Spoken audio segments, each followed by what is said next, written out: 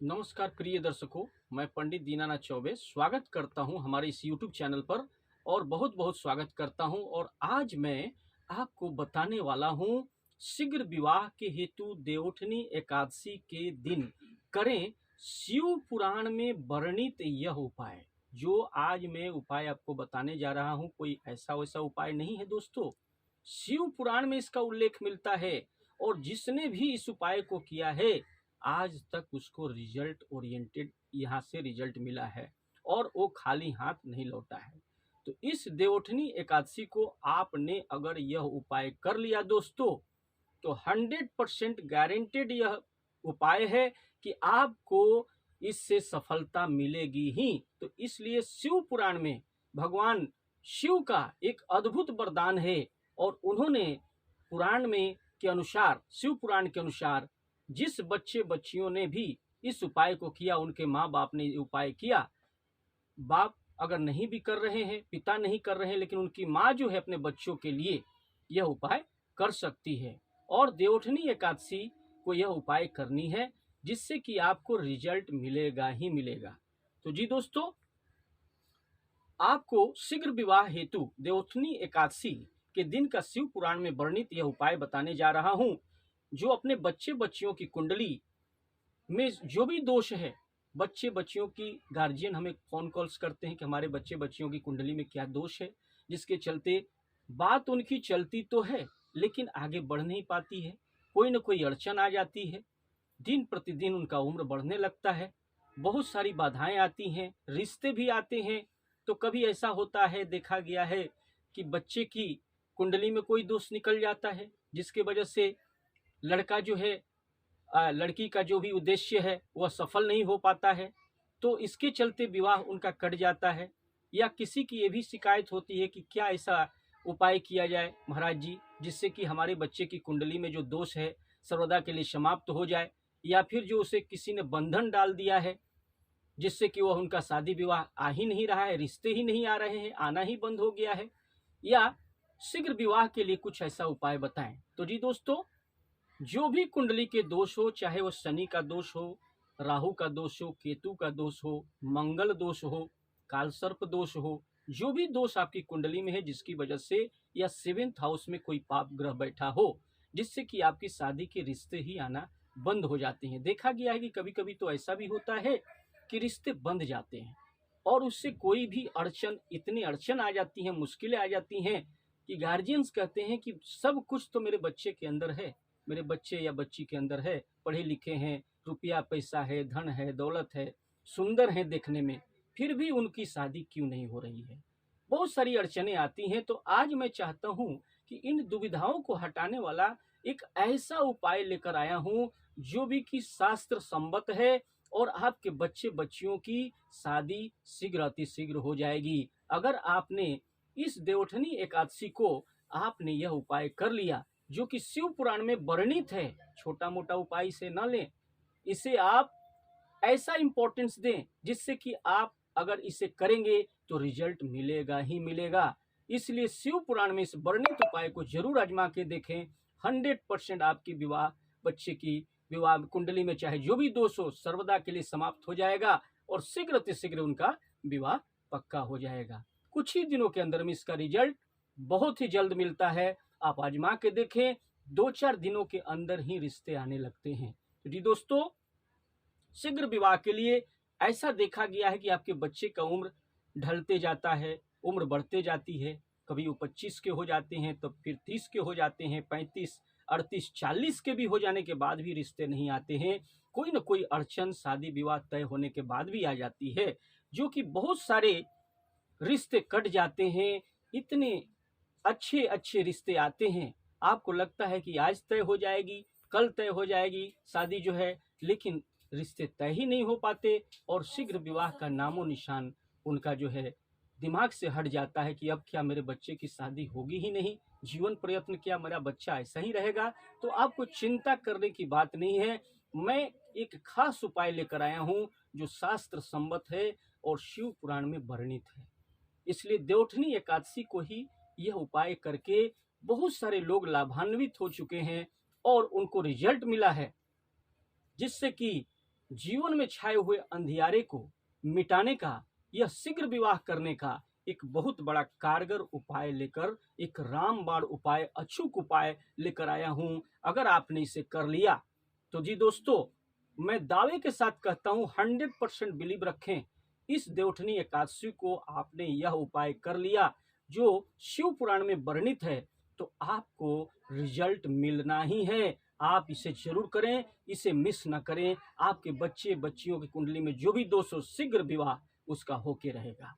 तो जी दोस्तों, बहुत सारे लोग ऐसे होते हैं, कुछ ऐसे लोग हैं जो हमारे प्रोग्राम में पहली बार आए हों, तो मैं कहूँगा हमारे चैनल को अभी तक आपने अगर सब्सक्राइब नहीं किया है तो हमारे चैनल को सब्सक्राइब जरूर करें।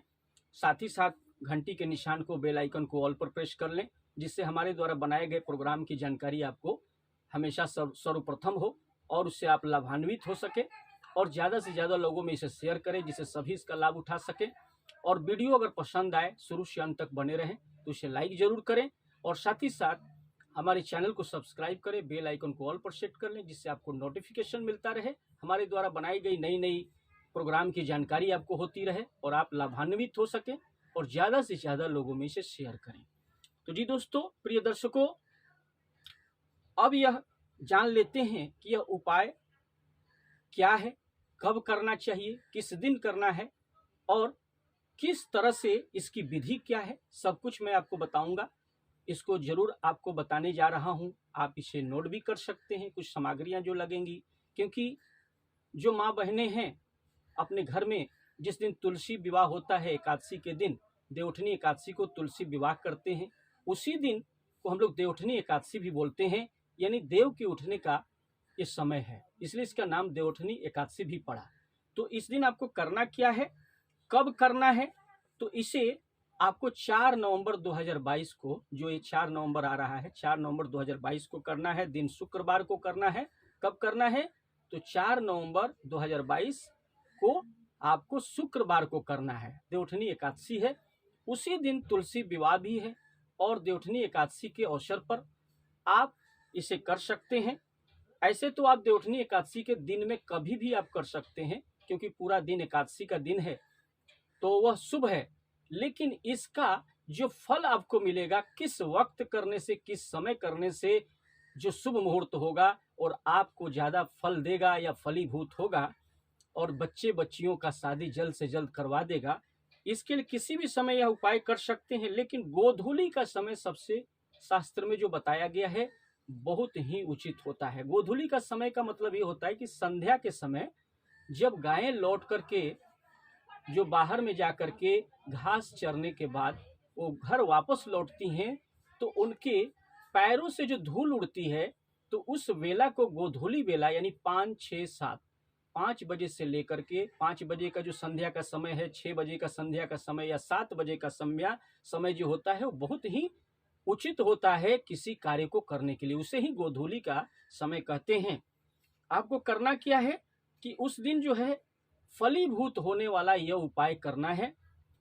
उस समय आपको करना क्या होगा दोस्तों, सर्वप्रथम जो है तुलसी विवाह करवाना है। शालिग्राम भगवान को ले जा करके आपको तुलसी का जो वृक्ष होता है हमारे द्वार पर जो होता है या आंगन में होता है, वहां जा करके शालिग्राम भगवान को रखना है। इसके बाद में एक मंडप का निर्माण करना है, यानी एक बड़ा सा ईख ले लें और उसको 4 भागों में 4 टुकड़े कर लें। चारों कोण पर, पूरब, पश्चिम, उत्तर, दक्षिण से एक मंडप बना दे, तुलसी वृक्ष के चारों तरफ, चारों को गाड़ दें और एक रंगा कपड़े से घेर दें, यानी एक मंडप का निर्माण करें। उसी में शालिग्राम भगवान को आप रख लें और वहां पर तुलसी माता और उनका एक गठबंधन होता है। जैसे शादी विवाह में दोस्तों क्या होता है कि एक मंडप बनता है, उसमें लड़का लड़की का गठबंधन करके शादी विवाह होता है। उसी तरह शालिग्राम भगवान और तुलसी माता का एक रंगे कपड़े से लपेट करके चारों तरफ जो ईख आपने गाड़ा है वहां पर एक मंडप का निर्माण कर देना है, चारों तरफ से घेर देना है और वहां शादी हो जाती है उनकी। फल फूल चढ़ाया जाता है, धूप दीप दिखाया जाता है वहां पर। इसके बाद आपको करना क्या है, उपाय उसी दिन करना है। जिस बच्चे और बच्ची की कुंडली में दोष और विवाह नहीं हो रहा है, उनको क्या करना है कि उनको एक आटे का दिया बना लेना है। उसमें क्या करना है, आटे के दिए में चौमुख चारों तरफ जलने वाला एक बत्ती रखना है, 4 बत्ती रख देना है। घी का दीपक आपको जलाना है, घी का दीपक शुभ होता है। अगर मिल जाए, या फिर बाजार से आपको घी, गाय का घी जो मिलता है वो लेके आएँ, उसी से कर सकते हैं। लेकिन अगर देसी घी मिल जाए तो अति उत्तम। उसमें क्या करना है, 4 कोण यानी उत्तर, दक्षिण, पूरब, पश्चिम चारों दिशाओं की तरफ ध्यान करके आपको 4 बत्ती जला देनी है। और जिस बच्चे बच्ची के का विवाह नहीं हो रहा है, शीघ्र विवाह करवाना है, जिनका नहीं हो पा रहा है, उनके हाथ में उसे रख देना है जला करके। चारों दिशाओं की तरफ 4 बत्ती जल रही है, हाथ पर रख दें। वो आटा का दीप, उसमें घी डाल करके जला करके हाथ पर दे दें। और अक्षत, पीला अक्षत जो चावल में मिश्रित जो अक्षत है, उस दीप में छिड़क दें। और उनके हाथों से लेकर के तुलसी माता का जो वृक्ष है जहाँ पर तुलसी विवाह हुआ है वहीं रख दें। वहाँ जहाँ शालिग्राम भगवान है उसके मंडप के उनके सामने रख दें। इसके बाद उसी हल्दी से, जिसका विवाह नहीं हो रहा है, जिस बच्चे बच्ची का, उसे चंदन कर दें, टीका कर दें। और इसके बाद तिलक करने के बाद थोड़ी सी हल्दी उनके हाथ में लगा दें। ऐसा यकीन मानिए कि जिस बच्चे बच्ची की शादी नहीं हो रही है, अगर आपने देवउठनी एकादशी को संध्या के समय तुलसी विवाह करने के बाद शालिग्राम तुलसी विवाह जब हो जाता है, वहाँ संपन्न हो जाता है, तो देवउठनी एकादशी को 4 नवंबर को 2022 शुक्रवार को आपको गोधूली समय में कर देना है।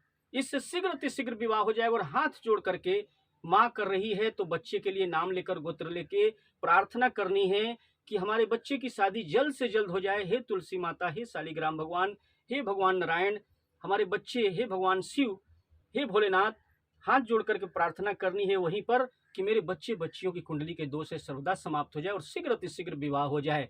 इस तरह से करने से चारों दिशाओं के स्मरण करते हुए जो 4 दीप, जो एक दीप जो चारों दिशाओं में प्रज्वलित हो रहा है 4 बत्ती के द्वारा, आपके रिश्ते आना चालू हो जाएंगे और आपके बच्चे बच्चियों की शादी शीघ्र अतिशीघ्र हो जाएगी। यह एक वर्णित उपाय है, इसे आपने अगर कर लिया तो आपके विवाह बच्चे की कोई रोक नहीं सकता। तो जी दोस्तों, आशा करते हैं कि यह उपाय आपको पसंद आया हो। तो वीडियो को लाइक करें, चैनल को सब्सक्राइब करें, बेल आइकन को ऑल पर सेट कर लें जिससे आपको नोटिफिकेशन मिलता रहे। ज़्यादा से ज़्यादा लोगों में शेयर करें। जी दोस्तों, नमस्कार, फिर मिलेंगे।